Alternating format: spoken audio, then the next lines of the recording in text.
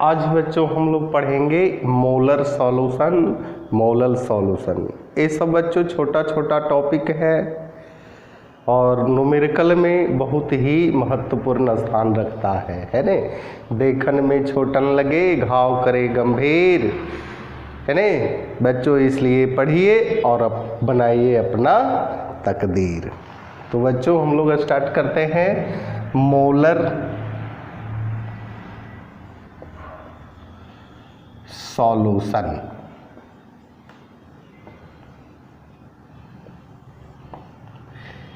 It is represented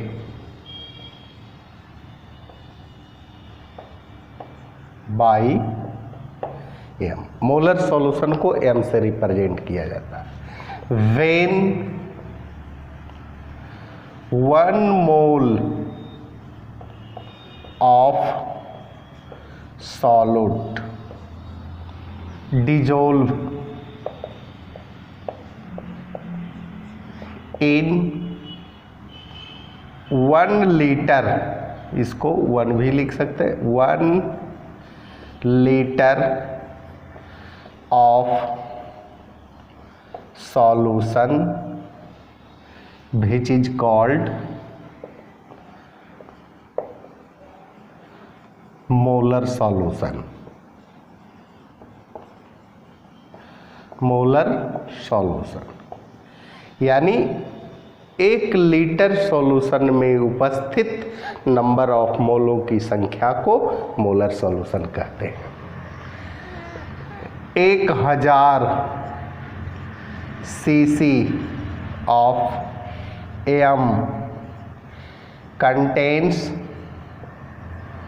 1 mole of Na2CO3 यानी that is 106 ग्राम, है ना। यानी 1 मोल बराबर उस मोलिक्यूल्स का मोलिकुलर वेट।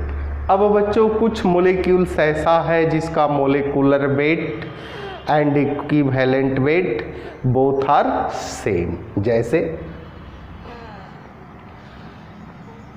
मोल वेट, इक्विवेलेंट वेट, कंपाउंड या सॉल्यूट भी बोल सकते हैं, कंपाउंड, जैसे है NaOH।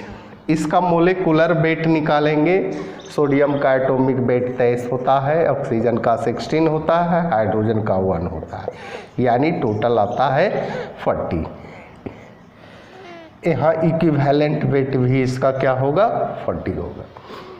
CH3 COOH जिसको कहते हैं एसिटिक एसिड, है ना।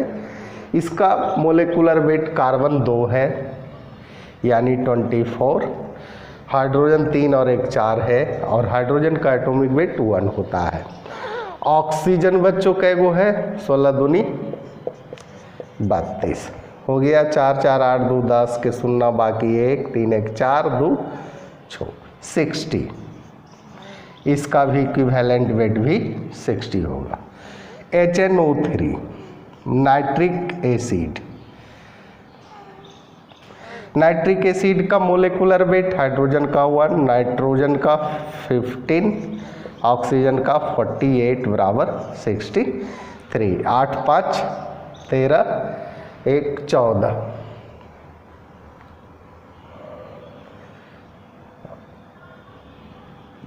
4 4 1 5 और 1 6 64, यहाँ भी 64।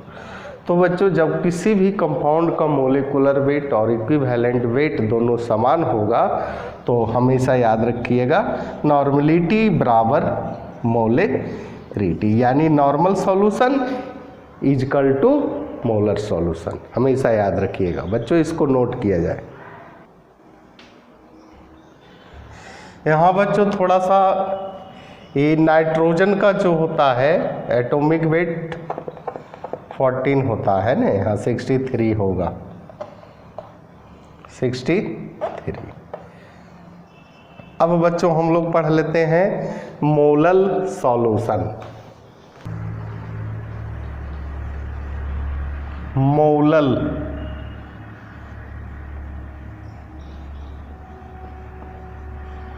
Solution,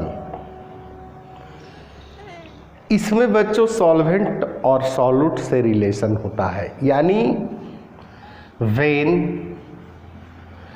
1 mole of solute dissolve in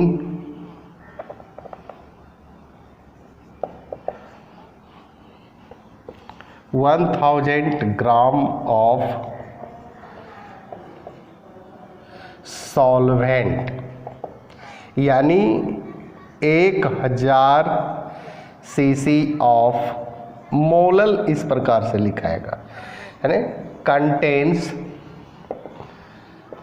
1000 gram of solvent, है ना, solvent which is called molal solution, molal solution.